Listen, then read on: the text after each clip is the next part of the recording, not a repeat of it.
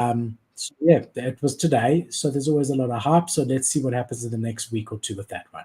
Yeah. Talking about projects selling out never, we got Porsche. So this was the biggest flop of the week. They have somewhat turned it around. So let's start at the beginning. Porsche, we did a video on this show, Kate. You and I brought it to the U about November time. It was super excited. And remember, Kate, we looked through the comments, bro, and there was a lot of FUD, like, why are you guys doing this? And NFTs are a scam. Do you remember that? I do remember On that. Porsche's Twitter account. Yeah, dude. I covered it on Coffee Break a little bit. I thought it was pretty funny. And then someone changed my mind about it a few days later. Or no, later that day on a Twitter space, I was listening to different perspectives on it about how maybe it works on the Porsche team with why this was dropped the way it was. So I'm actually pretty interested in chatting to you about this and hearing what you have to say. So let me give you my take first, and then you give me your take, and then let's look at the collection and where it's at the moment. So they came out. First of all, they're not even using their main Porsche account as their Twitter account, which it shows that they're somewhat embarrassed of their NFT adventure. They've got their own Porsche Twitter has got about 2 million followers. They've created a separate Twitter account called ETH_Porsche. Still got 50,000 followers, which is a lot of followers, but still they definitely don't want to be too much associated with the main Twitter account, which I think shows that they're not really, the whole Porsche team is not going all in on this. Right. Number one. Number two, they came out and they wanted to do a collection size of 7,500, which is a lot of NFTs. And on top of that, they wanted to charge 0.911 Ethereum, which is a lot of money to charge for an NFT, especially one that doesn't really have a huge amount of real utility.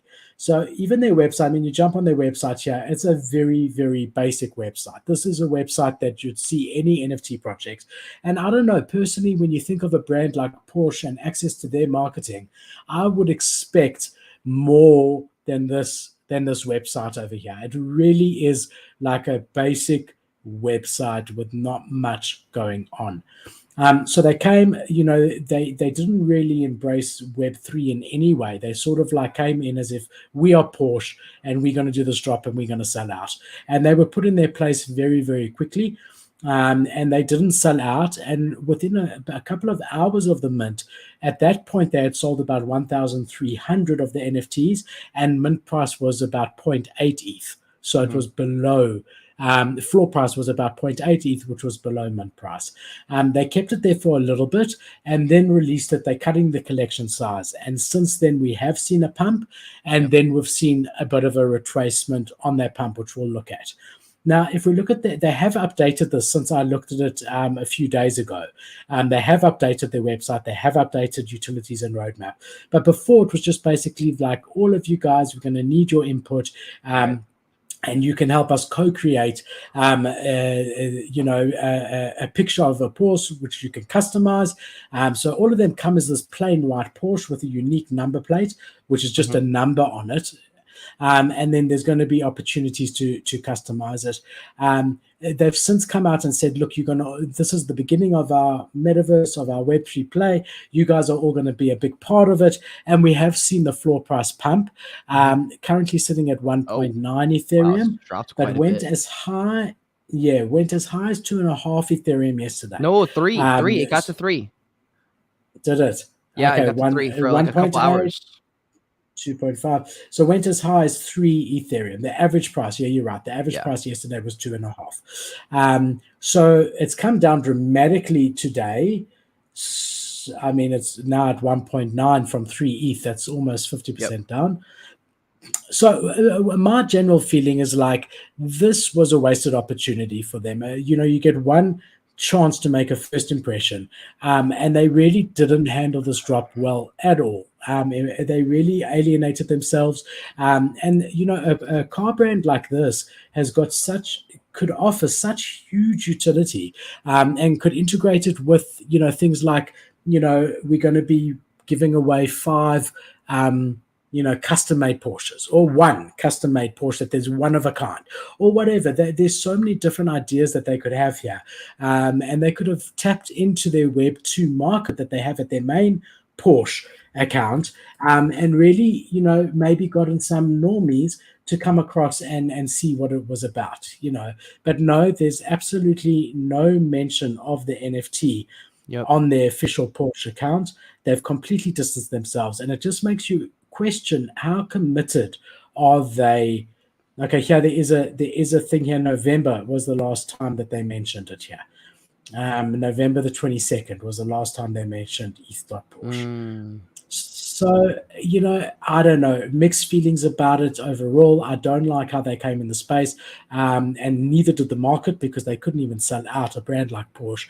It came across as a money grab because of how much, a cash grab, because of how much they were asking for the NFTs. And now they've cut collection size, still raised $2.5 or $3 million, which they really don't need as a brand. So yeah, a lot of bad mistakes, in my opinion. That's how I feel about it.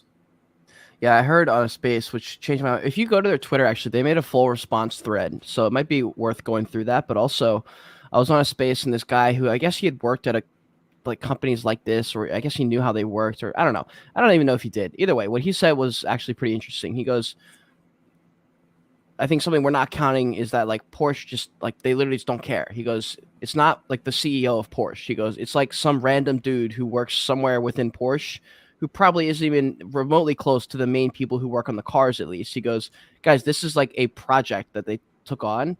He goes, this is not like all their funds are being dumped in. This is not the CEO, attending every meeting about the NFT project. He goes, this is just something they tried. They don't particularly give a shit, obviously, because they didn't even build their community enough to sell out a collection with a name as big as Porsche. They didn't even talk about any of the utilities until after the mint happened. This thread came out after they even cut supply is when this came out. Yeah, this thread, which is a great thread, by the way. I thought they made a good response to it, and I thought they did well, and I thought that's why they went back up. The thing is, I think people are realizing that they're like, oh, wait, even if they, meant well or they're going to do well by them, this was fucking lazy. Like, what can we expect from the future if they were really this lazy? And now they got a slap in the face saying, hey, that's not, if you're going to do that, like, that's fine. We're just going to attack you and you're going to get fudded to shit. And they're like, crap. Okay, well, we made like $4 million. Let's just throw a couple million and just see what happens. But like the idea that the CEO of Porsche is like, we need to give back to the holders. Doesn't That's matter. not a I'm reality. sorry. It doesn't matter whether the CEO himself is very involved in this or not. Someone high up signed off on everything that these guys did. The guy working there can't just put through what he wants. Everything had to be signed off, and they put their stamp of approval on it. That they can use their logo, their name, and that's what I'm that saying. represents I don't their think they brand. particularly care about the NFT market like that. No, Like, I don't think they even know enough about it. Bro, I know big companies very, very well, as far as marketing goes, and they care very much about everything that they put out, even if it's seen by a few people. And this is seen by a lot more than that. They've already got 50,000 on Twitter, because it has to be consistent with their brand image, and it has to carry the same message as the main brand. And I do know that there's no way that this went out without someone high up approving everything, including the website, the mint price. All of that was decided internally and approved by the guys higher up. Nothing happens without that approval.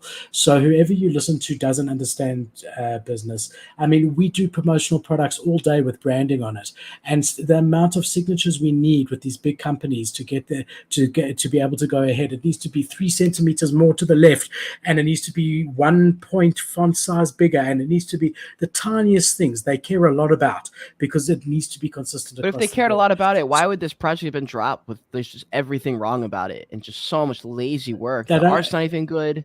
Like, what? How could they have all signed off on it if they understood anything? That's the non.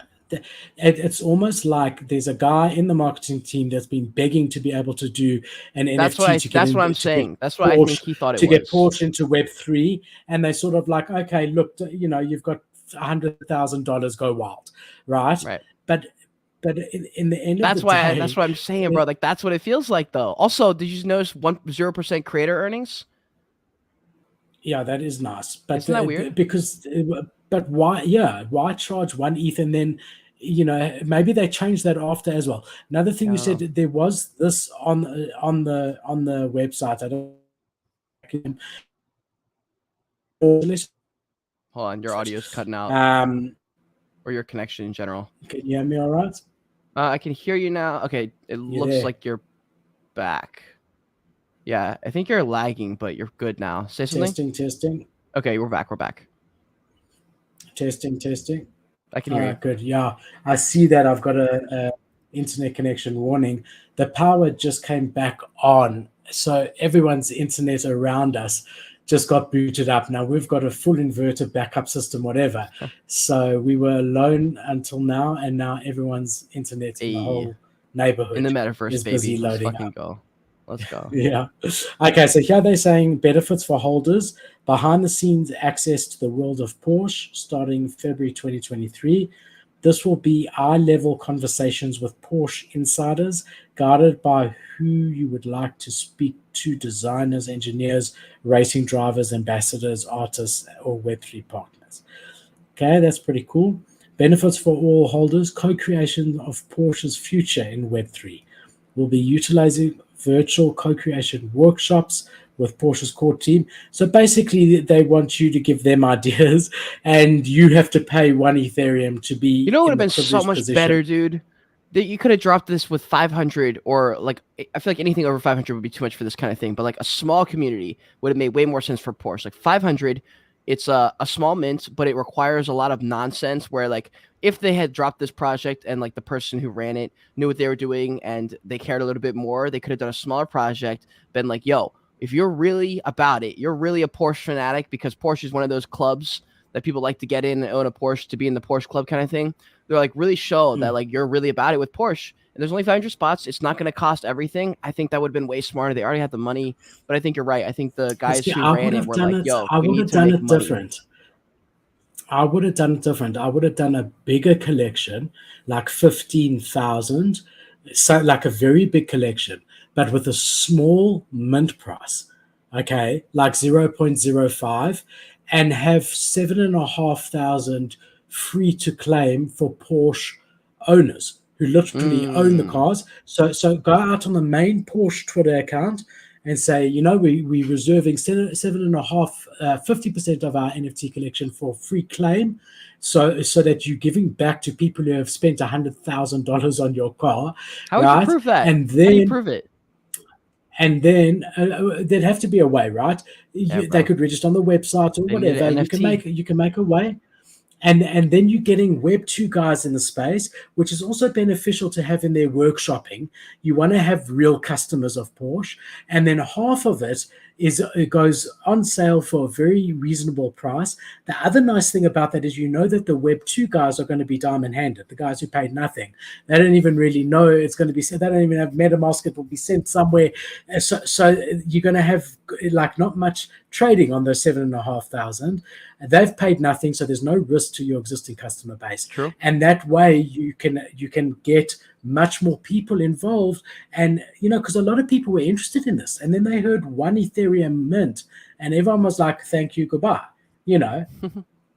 And then they were like, "Let me buy for 3 ETH, though, baby. Let's fucking go. Let me buy the top of this project." It's very, very exciting for 3 ETH. Just imagine buying in at 3 ETH and being like, "This is a good decision. Time to buy." Yeah. Like, bro, what are you smoking? So if you have a look here, you also get some physical items, which we know of. Yeah. But physical items from Porsche could be quite cool because they do already have a bit of merch. Your virtual, but the question is, how does a real Porsche driver who spent $1 million on a car, like a really fancy Porsche, feel about some random guy who spent 1 ETH on it, getting the same merch that he's got? You know, well, the same. I mean, that doesn't matter, but it's like about the, you get this if you buy this. It's like you want to be part of it, just buy in. Like, yeah, and I'm sure they'll brand it ETH Porsche or something to separate it. Yeah. So look, I mean, Kate, I don't know. This doesn't blow me away, to be very honest, my brother. I mean, it's not terrible. I just think they've left a bad impression, and it's very, very hard to recover from such a bad first impression. You know, if they were not sitting at the floor price they're sitting at, this project would be so beyond fudded right now because the price had gone down. Everyone right now would be like, "See, there's no demand for it, blah blah." Like, it's crazy. The difference is literally floor price, which in some ways is fair. because it's like, okay, that's an example of how well they hyped up the project for people to be excited about. Slash, this is what we can offer, and this is what people are willing to pay for it. So yeah, there is some merit, I think, to the floor price, but at this close to dropping, like this close to the mint launch, I think that's a little bit like the speculation around like the first couple days it drops is, you know, in my opinion, it's neither here nor there. It's more about the traders. I agree. You know, Yeah. if you're looking back 3 or 4 months and you're like, okay, the floor price is held because people still care about it. They're still here. They're still building. People fuck with it. It's not a terrible, you know, utility, whatever. But yeah, I'm not that impressed, I guess, with Porsche either. But it's better than like fucking Puma. Yeah, Puma and Audi and Pepsi. Audi's sitting Bro, at point Pepsi. one. Audi's sitting at